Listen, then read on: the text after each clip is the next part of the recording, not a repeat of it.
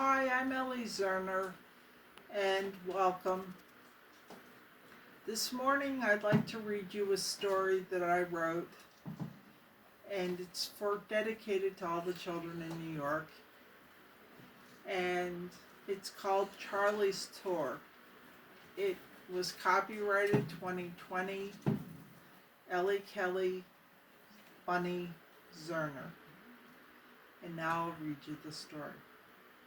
Charlie's Tour. There once was a cobra named Charlie. He lived in the city zoo with his parents, which was a big zoo. Charlie was 2 feet long, weighed about 3 pounds. Charlie lived in a pretty nice life for a snake. He had a nice place to sleep, plenty to eat, and his own area to hang out in. Cobras are territorial and usually have to fight to get their own space. Charlie never had to fight for space. One day, the zookeepers had a meeting. They decided that the snake area was getting too crowded and some of the snakes, including Charlie, needed to be moved to other zoos. Charlie was not 1 year old. His keepers believed that he would adapt to a new zoo better than the older snakes, and they chose to move Charlie. The next night, the keepers placed Charlie in a wooden crate, and Charlie sat quietly in the crate, listened carefully to what was said outside, and Charlie realized they were moving him to another zoo. He was very happy in his home and didn't want to leave. Charlie felt the keepers no longer wanted him, so he decided to run away. Charlie was a smart snake. There was a loose board in the crate, and he used it to slip out of the crate, and Charlie then crawled to the back of the snake area and hid in a dark corner. As the keepers loaded the other crates into a truck bound for the airport. After the zookeepers left, Charlie crawled out of the snake area, across the zoo grounds, through the large gate, and Charlie saw a big blue box in the zoo parking lot and decided to crawl in the box for the night. When daylight came, a rather large man all dressed in blue entered the blue box where Charlie was sleeping. Suddenly, the blue box started to move. Charlie, who was hiding under the seat on the blue box, was surprised. When the blue box stopped, the people started entering and sitting down in the seats. The people had funny little boxes which flashed when they pointed them out the windows. He had seen these at the zoo. There were big people and small people just like at the zoo, and Charlie started to get cold under the seat. The man sitting above him was not wearing his coat. So Charlie climbed into the sleeve of his coat, and the man didn't notice. Charlie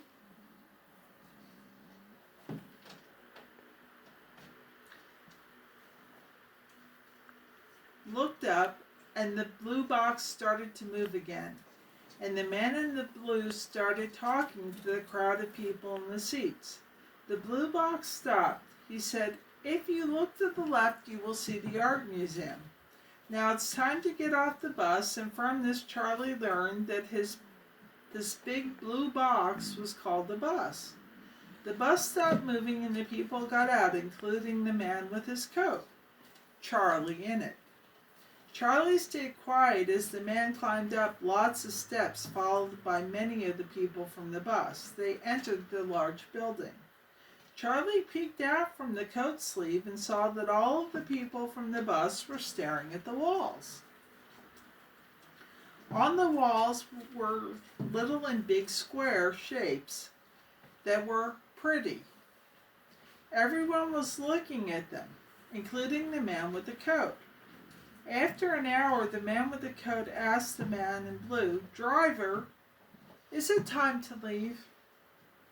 Charlie now knew that the man in the blue was called a driver, and the driver said, "It's time to reboard the bus." Everyone, including the man with the coat carrying Charlie, left the big building, walked down the steps, and climbed back onto the bus, and the engine of the bus roared to life. The bus started to move. Charlie slipped out of the coat sleeve and crawled back under a seat.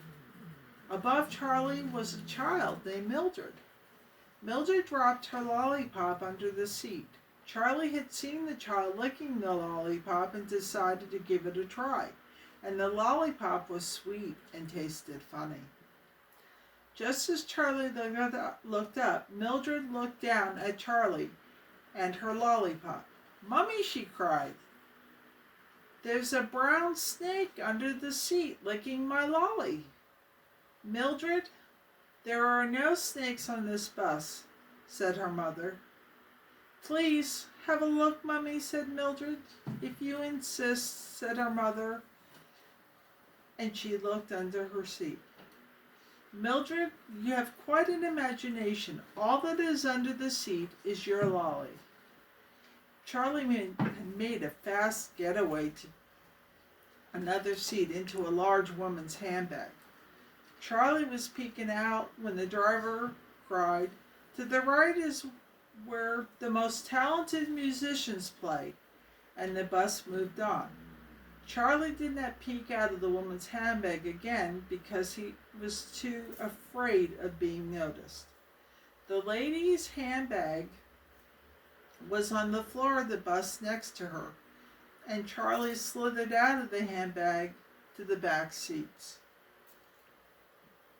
The bus continued moving for a while, and Charlie took a nap.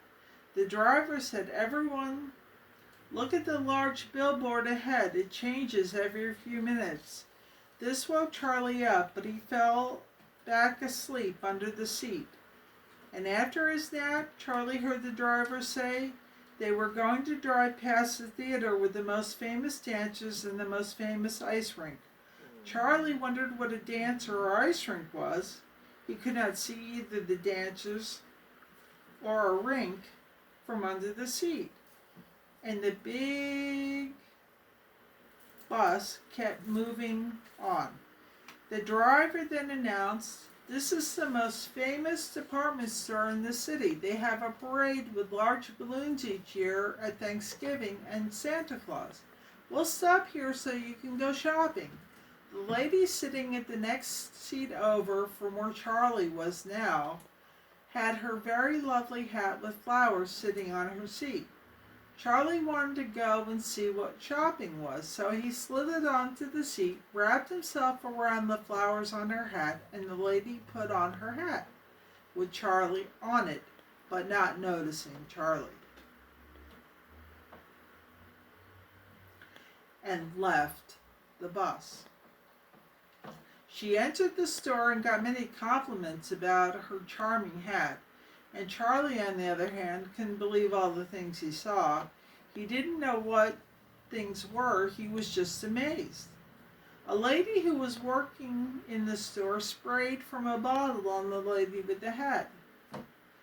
The spray smelled very sweet, but it made Charlie sneeze. When Charlie sneezed, the lady with the spray bottle said, "God bless you."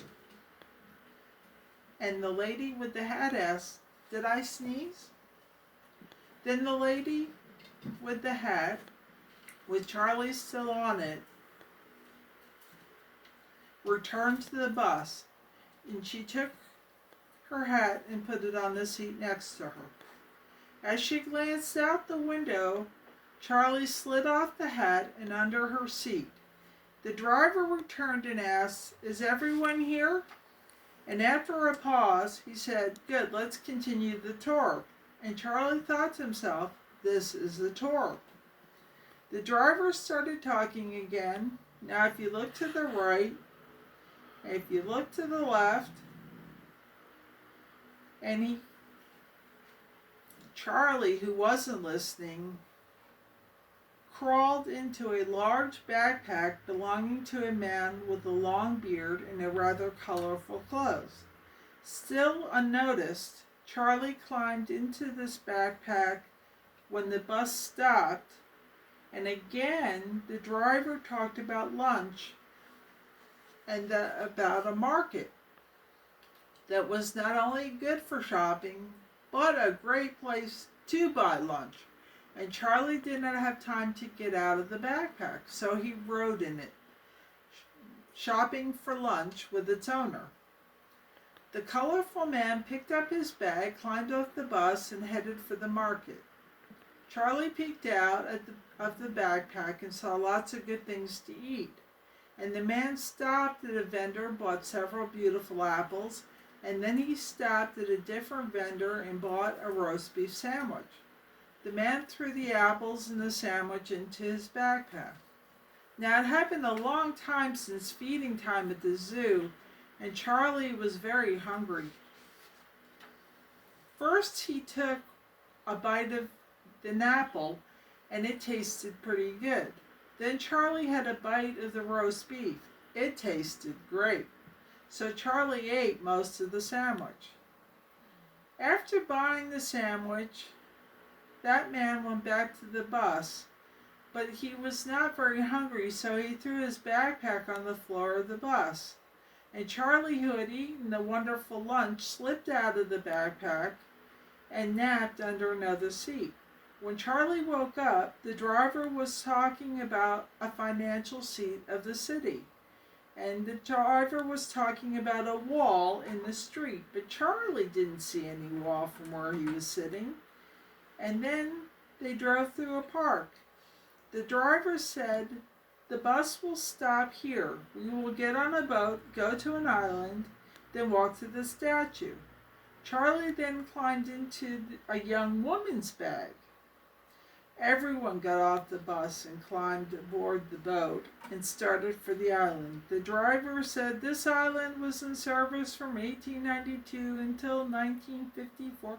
It was the first stop for all immigrants who came to the United States. The driver kept talking and Charlie was not listening. Charlie was busy looking around. The statue was a present from France. She stands in the harbor, lights the way to the United States of America. As Charlie peeked out of the bag, he thought she was beautiful.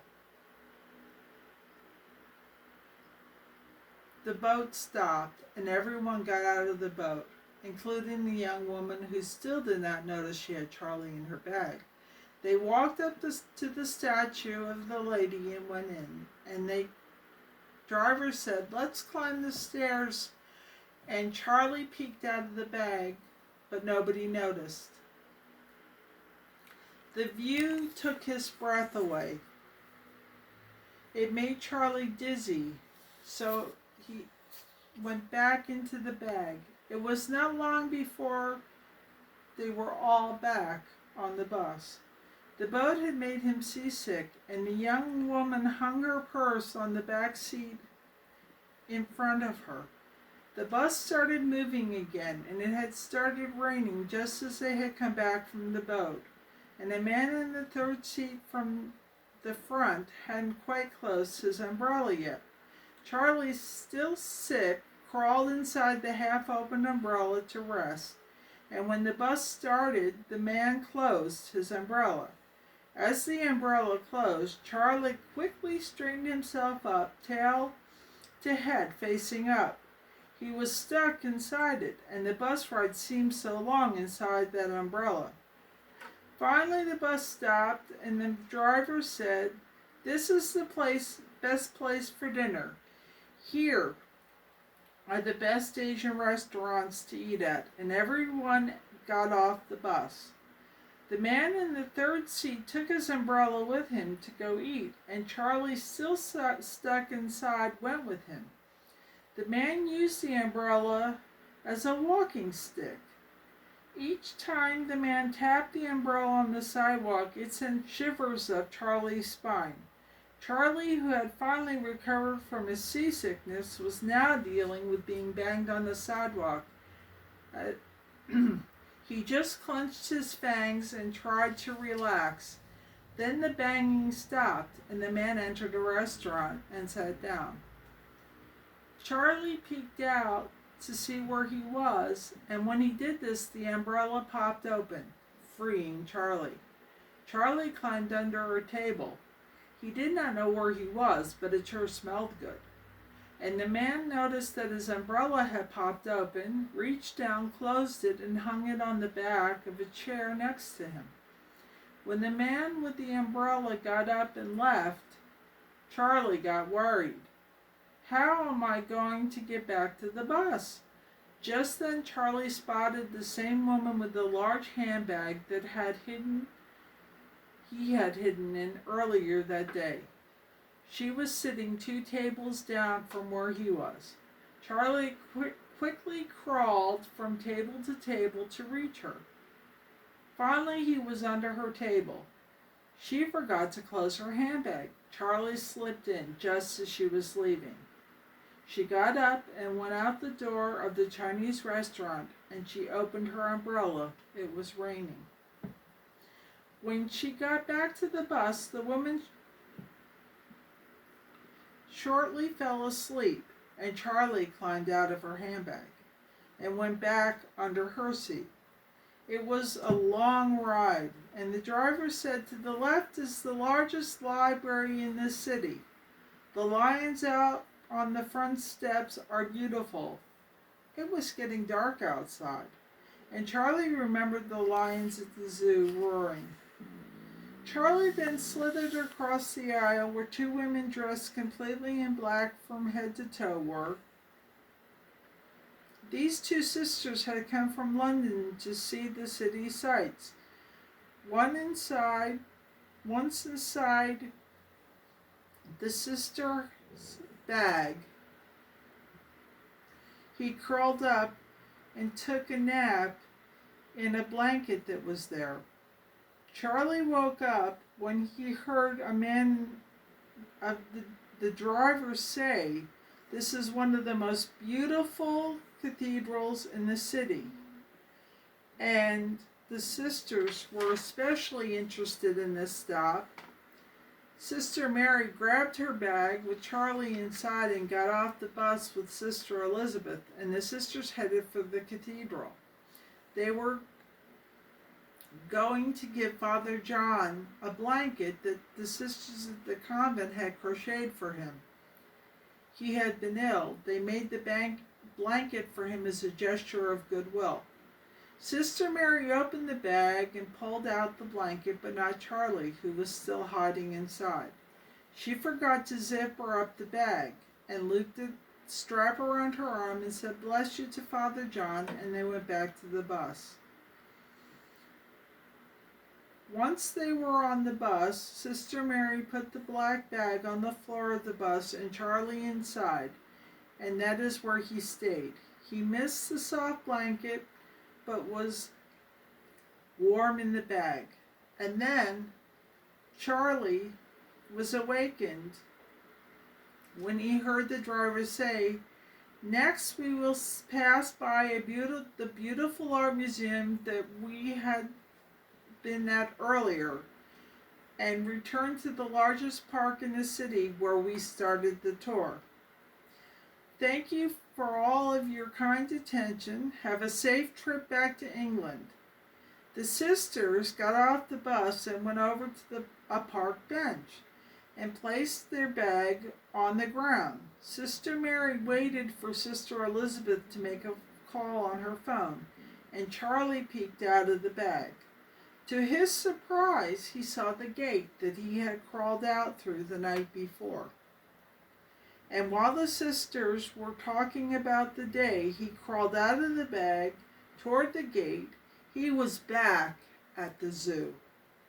He went across the grounds and back into the snake house and fell asleep. When morning came, one of the keepers was surprised to see Charlie lying there. They all thought he was lost forever, and the keepers, who had no idea that Charlie had taken a tour of the city, were so glad to see him. And Charlie was glad to be home. The end. Thank you for listening to my story. My name is Ellie.